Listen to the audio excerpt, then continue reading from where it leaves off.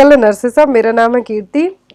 तो आज हम बात करने वाले हैं यहाँ पर कम्युनिटी हेल्थ नर्सिंग के मोस्ट इंपॉर्टेंट एमसीक्यूज की। तो जो लोग चैनल पर नए हैं और आपको वीडियो अच्छे लगते हैं तो चैनल को सब्सक्राइब करके वीडियो को लाइक जरूर करें। तो जिनका एमपीसीएचओ के लिए अभी रिसेंट में फॉर्म फिलअप हो रहे हैं उनके लिए तो ये क्वेश्चन इंपॉर्टेंट है ही, साथ ही साथ सीएचओ से रिलेटेड जितने भी अभी तक अलग अलग स्टेट में पेपर हुए हैं आपको इस चैनल की प्लेलिस्ट में वो वीडियो सभी मिल जाएंगे जितने अभी तक के प्रीवियस ईयर पेपर हुए हैं। और आप एमपीसीएचओ के यदि previous year paper with answer की के परचेस करना चाहते हैं तो लिंक डिस्क्रिप्शन बॉक्स में आपको मिल जाएगी। और जो BFUHS का पेपर है जिसकी डेट फाइनल हो गई है, जो कि अभी 2 डेज बाद होना है, 23 मई को एग्जाम होने वाला है, 23 मई को। तो उन सभी के लिए बेस्ट ऑफ लक। और BFUHS के प्रीवियस ईयर पेपर भी आपको ऑलरेडी चैनल पर अपलोडेड हैं तो देख सकते हैं। और बहुत सारे लोगों का सवाल है कि नॉर्सेट का एग्जाम अभी होगा या नहीं। तो अभी रिसेंट की बात किया 2021 में पेपर होगा आपका, बट अभी एट प्रेजेंट में तो हम कुछ भी नहीं कह सकते हैं। तो वीडियो में आगे बढ़ने के पहले मैं आपको बता दूं कि जो मेरा जीके का चैनल है, जीके विद कीर्ति जिसका नाम था, आप यूट्यूब में सर्च करेंगे तो भी मिल जाएगा। अभी उस चैनल को रिसेंट में ब्लॉगिंग में मैंने कन्वर्ट कर दिया है, बट उसमें जितने प्रीवियसली जीके के वीडियोस रहे हैं, करंट अफेयर के 100+ से ज़्यादा वीडियोस हैं वो वहीं के वहीं हैं, तो आप लोग वो भी देख सकते हैं। और उस चैनल पर आपको हेल्थ से रिलेटेड टिप्स के साथ साथ आपके लिए जो अदर एक्टिविटीज जो जीके होता है, करंट अफेयर होता है, ऑल ओवर थिंग्स, तो वो आपको सभी चीज़ें वहाँ पर मिक्सअप करके बताई जाएंगी। अब उसमें हम एक पर्टिकुलर एरिया है जो अरेंज नहीं करेंगे, उसमें जितना जो भी मटेरियल आता है हमारे चारों तरफ, तो भी इम्पोर्टेंट चीज़ें आपके एग्जाम पॉइंट ऑफ व्यू से या फिर हेल्थ रिलेटेड आप जो भी रिलेटेड चीज़ें होती हैं वो सभी वहाँ पे आपको मिलेंगी। चलिए इस वीडियो में हम आगे की तरफ मूव करेंगे। क्वेश्चन नंबर फर्स्ट है, what is the theme of world health day in 2021? तो 2021 में विश्व स्वास्थ्य दिवस की थीम क्या रही है? ऑप्शन में है health is a human right, vision for future health care, building a fairer healthier world, health for all. तो यहाँ पर पूछा है कि 2021 में वर्ल्ड हेल्थ डे हमने सेलिब्रेट किया है 7 अप्रैल को, तो उसकी थीम क्या रही है? ऑप्शन में है health is a human right, vision for future health care, building a fairer healthier world, health for all. 2021 में जो थीम रही है वर्ल्ड हेल्थ डे की, विश्व स्वास्थ्य दिवस की, वो रही building a fairer healthier world. So here is the right answer is C. जो यहाँ पर vision for future health care, health is a human right और हेल्थ फॉर ऑल, ये सभी नर्सिंग की थीम है वर्ल्ड नर्सेस डे की, international nurses day की, जो कि हम 12 मई को सेलिब्रेट करते हैं हर साल। तो यहाँ पर क्वेश्चन में था कि वर्ल्ड हेल्थ डे की थीम, तो वर्ल्ड हेल्थ डे की थीम है building a fairer healthier world. यदि वर्ल्ड और इंटरनेशनल नर्सेस डे की थीम पूछते हैं तो आपको बी मार्क कर सकते हैं, vision for future health care. तो 2021 की जो हमने रिसेंट में 12 मई को सेलिब्रेट किया है उसकी थीम है। बात करेंगे जब हम वर्ल्ड हेल्थ डे की, तो आपको इसके बेसिक पॉइंट्स पता होना चाहिए कि 7 अप्रैल को हम हर साल क्या सेलिब्रेट करते हैं, वर्ल्ड हेल्थ डे। और ये किसने स्टार्ट करवाया था? तो WHO ने, वर्ल्ड हेल्थ ऑर्गेनाइजेशन है, जिसकी स्थापना 7 अप्रैल 1948 को हुई थी। तभी से वर्ल्ड हेल्थ डे को सेलिब्रेट किया जाता है। WHO का हेडक्वार्टर जेनेवा में है। बात यदि इंडिया में की जाती है कि पूरा जो मेन हेडक्वार्टर है WHO का वो तो जेनेवा में, यदि इंडिया के लिए पूछते हैं तब आपको दिल्ली मार्क करना होगा। और INC TNAI trend nurses association of India and WHO का कहाँ पर है? इंडिया में, दिल्ली में। Next question, question number second, plague transmitted by. तो प्लेग का ट्रांसमिशन कैसे होता है? ऑप्शन में हार्ड टिक, सॉफ्ट टिक, रेड फ्ली या फिर मॉस्क्यूटो। तो अभी जैसा रिसेंट में कोविड-19 फैला हुआ है, पेंडेमिक बना हुआ है, तो कुछ सालों पहले, एटलीस्ट 50 और 60 ईयर्स पहले की बात की जाए तो उस टाइम पर ब्यूबोनिक प्लेग है जो पेंडेमिक था, ये दूसरी बार हुआ है जब वर्ल्ड को सेकेंड पेंडेमिक का सामना करना पड़ रहा है। इसके पहले जो पेंडेमिक था वो क्या था? ब्यूबोनिक प्लेग था। अब क्या है? कोविड-19 है। पेंडेमिक का मतलब होता है महामारी, ऑल ओवर वर्ल्ड जिससे अफेक्टेड हो। और अभी इंडिया है जो टॉप में पहुंच गया है कोविड-19 के केसेस के मामलों में, इंडिया टॉप पर पहुंच गया है। तो प्लेग किसके द्वारा ट्रांसमिट होता है रेड फ्ली के द्वारा। इस तरीके से यहाँ पर एक साइकिल बनी हुई है जिससे आप समझ सकते हैं कि जो इन्फेक्टेड रैट हैं, राइट। इन्फेक्टेड रैट है तो इसमें जो फ्ली यदि रहे, छोटी छोटी फ्ली रहेंगी, कीड़े टाइप से इसको हम कहें, तो क्या करेंगे, यदि यही कीड़े ह्यूमन में बाइट करते हैं तो रैट के द्वारा जो फ्ली है ह्यूमन को भी इन्फेक्टेड कर सकती हैं। तो यहाँ पर इसका आंसर क्या होगा, सी, रैट फ्ली। और रेड फ्ली के लिए जो प्लेग है इसका कीमोप्रोफाइलैक्सिस ट्रीटमेंट के तौर पर एक मेडिसिन यूज की जाती है, वो क्या है, टेट्रासाइक्लिन। ऐसी बहुत सारी मेडिसिन है जिसको एज एन प्रोफाइलैक्सिस, कीमोप्रोफाइलैक्सिस और ड्रग ऑफ चॉइस के तौर पर यूज किया जाता है अलग अलग डिसीज में। तो वैसे ही टेट्रासाइक्लिन को जो प्लेग है इसके कीमोप्रोफाइलैक्सिस ट्रीटमेंट के तौर पर यूज किया जाता है। नेक्स्ट यहाँ पर fern test is used for, यहाँ पर फर्न है FERN, fern test is used for. तो फर्न टेस्ट का यूज किसके लिए किया जाता है, ऑप्शन में diagnosis of pregnancy, assess the amniotic fluid for rupture of membrane, diagnose the hydrocephalus, D none of the above. तो फर्न टेस्ट का यूज एमनियोटिक फ्लूइड को चेक करने के लिए जनरली किया जाता है। तो यहाँ पर इसका जो सही आंसर होगा वो क्या होगा, B, assess the amniotic fluid for rupture of membrane। Fern test क्यों किया जाता है कि यदि आर्टिफिशियल रप्चर ऑफ मेम्ब्रेन या फिर pre labour rupture of membrane होता है तो उस टाइम पर एमनियोटिक फ्लूइड को चेक करने के लिए जो टेस्ट किया जाता है वो क्या है, फर्न टेस्ट। और कभी कभी फर्न टेस्ट का यूज इनफर्टिलिटी और ओव्यूलेशन को इनडायरेक्टली फाइंड आउट करने के लिए भी यूज किया जा सकता है।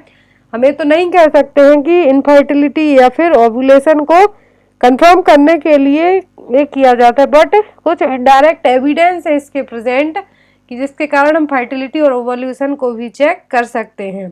बट यहाँ पर टाइमिंग है जो ओवुलेशन की वो फाइंड आउट और प्रोडिक्ट नहीं की जा सकती फर्न टेस्ट से। तो इसका मेन यूज यही है कि एमनियोटिक फ्लूइड को यदि प्रीमेच्योर रप्चर ऑफ मेम्ब्रेन होता है, फिर आर्टिफिशियल रप्चर ऑफ मेम्ब्रेन होता है, preterm premature rupture of membrane होता है, तो उसको असिस्ट करने के लिए, चेक करने के लिए फर्न टेस्ट किया जाता है।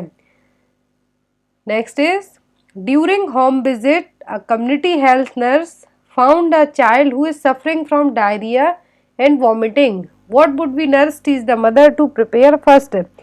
तो एक कम्युनिटी हेल्थ नर्स के तौर पर आप क्या कर रहे हैं, होम विजिट जा रहे हैं, डोर टू डोर स्टेप जा रहे हैं। तो होम विजिट में आप देखते हैं कि एक बच्चा है, आपने पाया कि एक बच्चा है जिसको डायरिया वॉमिटिंग है। तो एज अ नर्स आप उसकी मदर को क्या टीच करेंगे, ऑप्शन में oral rehydration solution, oral dextrose solution, solid food या फिर सेमी सॉलिड फूड।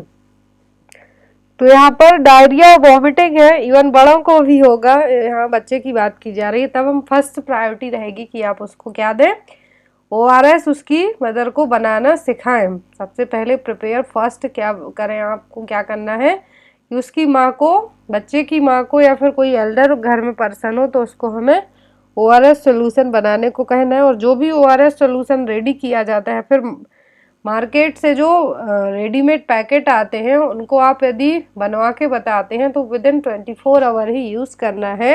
यदि 24 घंटे के अंदर उतना यूज नहीं हो पाता है तो आपको उसके लिए फेंक देना है। Next question, time for registering birth is with in how many days. तो भारत में बर्थ रजिस्ट्रेशन और डेथ रजिस्ट्रेशन के लिए एक टाइम लिमिट फिक्स की गई है कि इतने दिनों के अंदर यदि आपकी डेथ होती है, जिस दिन आपकी डेथ होती है उससे लेके कितने दिनों के अंदर तक आपको डेथ रजिस्ट्रेशन है जो करवाना है या फिर बर्थ रजिस्ट्रेशन करवाना है। तो ऑप्शन में 21 डेज, 10 डेज, 14 डेज या फिर 7 डेज। तो टाइम लिमिट रखी गई है वो है 21 डेज, 21 दिनों के अंदर।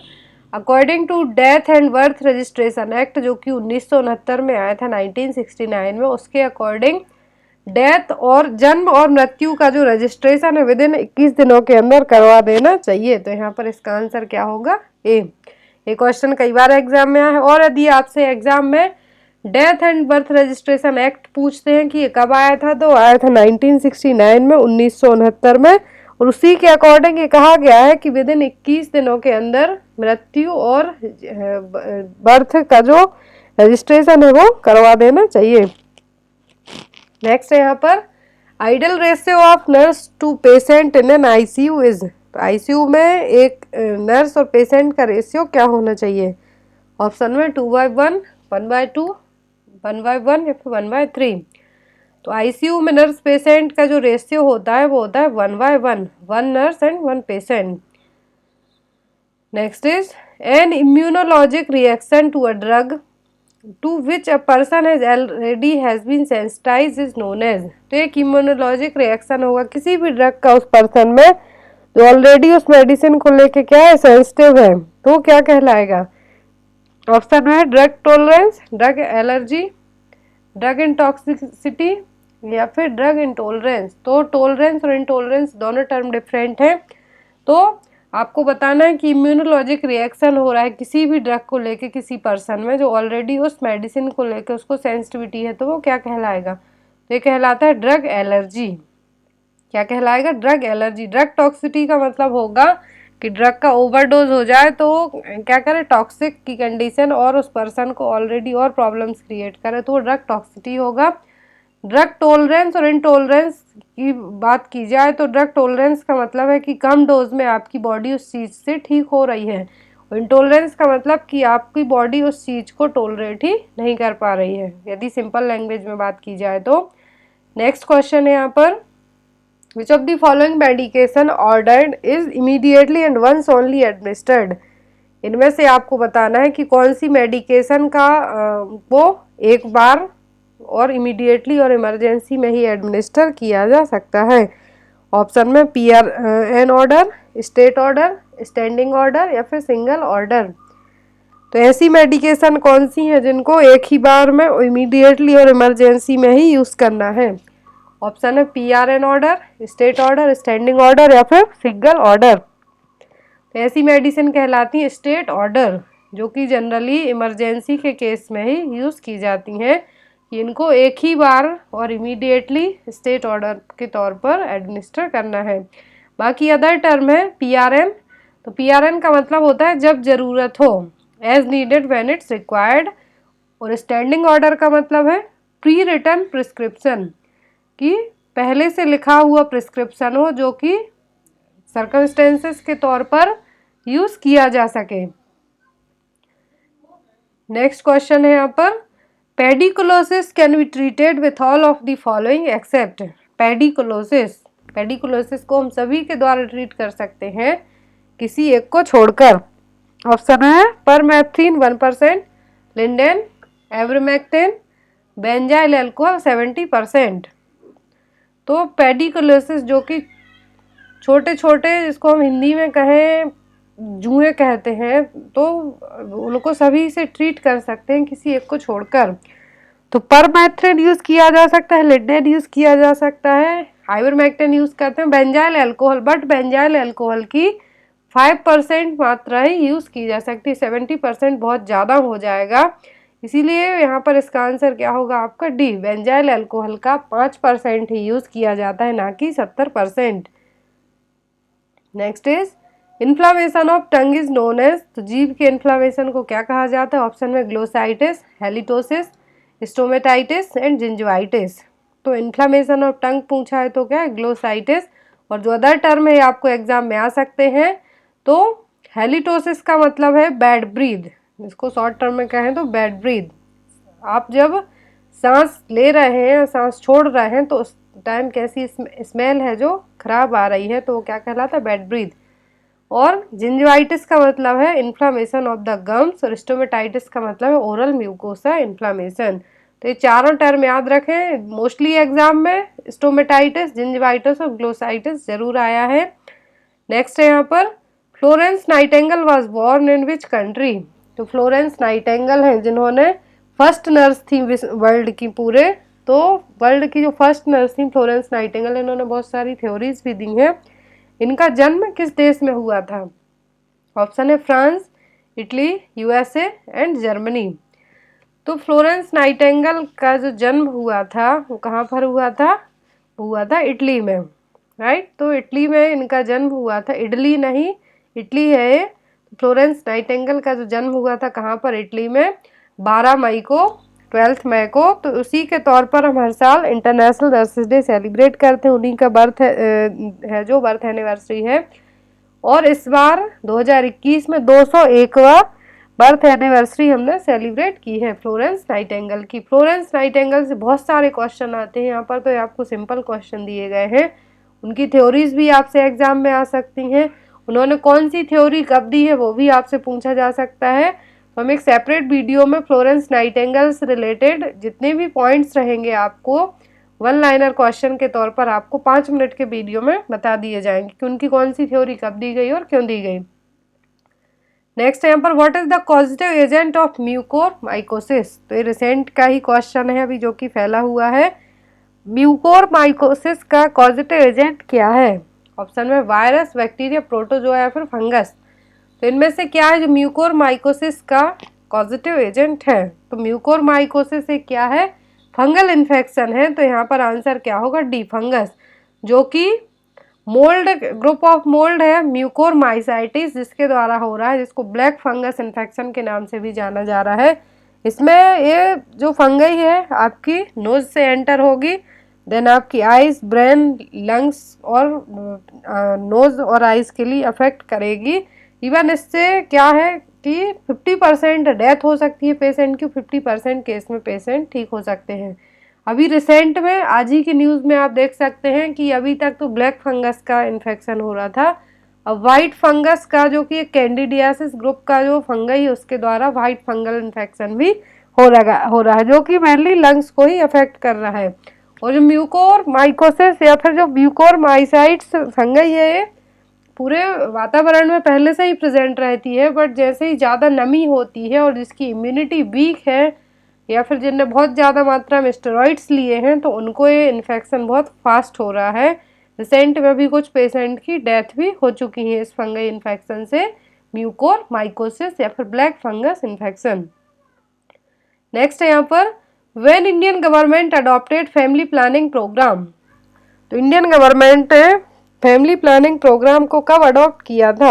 ऑप्शन है 1951, 1952, 1989 या फिर 1997। तो भारत सरकार ने जो कि ministry of health and family welfare के तहत इस प्रोग्राम को अडॉप्ट किया था कब? 1952 में, 1952 में। और हम हर साल 26 सितंबर को वर्ल्ड फैमिली प्लानिंग डे या फिर वर्ल्ड कॉन्ट्रासेप्शन डे के तौर पर सेलिब्रेट करते हैं कब? 26 सितंबर को, ताकि पूरे वर्ल्ड में, पूरे विश्व में फैमिली प्लानिंग को लेके अवेयरनेस बता सकें, कॉन्ट्रासेप्टिव मेथड्स के क्या यूज़ हैं, ये सभी चीज़ें बता सकें। तो हर साल कब मनाते हैं हम वर्ल्ड फैमिली प्लानिंग डे या फिर कॉन्ट्रासेप्शन डे? 26 सितंबर को। भारतीय सरकार ने पहली बार जो फैमिली प्लानिंग प्रोग्राम अडॉप्ट किया था कब? 1952 में। नेक्स्ट है यहाँ पर व्हाट आर द कॉज और risk factor for black fungus infection. Black fungal infection के रिस्क फैक्टर क्या हैं? ऑप्शन में high dose of steroids, high blood sugar level, history of ICU admission और D all of the above. तो ये सभी black fungal infection के कारण हो सकते हैं। यहाँ पर आप 1-2 पॉइंट्स और ऐड कर सकते हैं।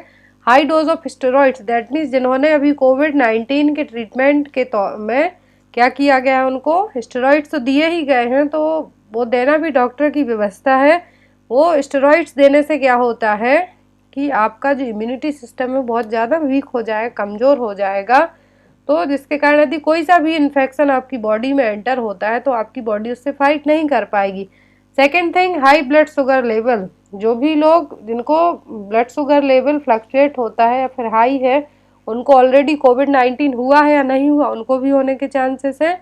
और जो इनकी हिस्ट्री आईसीयू में रहने की रही हो कि वो कोविड-19 के ट्रीटमेंट के लिए आईसीयू में गए हो या फिर उनके लिए लॉन्ग टाइम तक ऑक्सीजन की सप्लाई हुई हो, तो जो ऑक्सीजन सप्लाई की जाती है तो ऑक्सीजन डायरेक्ट ड्राई ऑक्सीजन तो नहीं भेजी जाएगी, उस ऑक्सीजन को मॉइस्ट करके नमी प्रोवाइड करा के भेजा जाता है। तो उसी नमी के कारण फंगाई भी आपकी बॉडी में एंटर हो जाएगा। तो इसीलिए यहाँ पर इसका आंसर क्या होगा? D all of the above.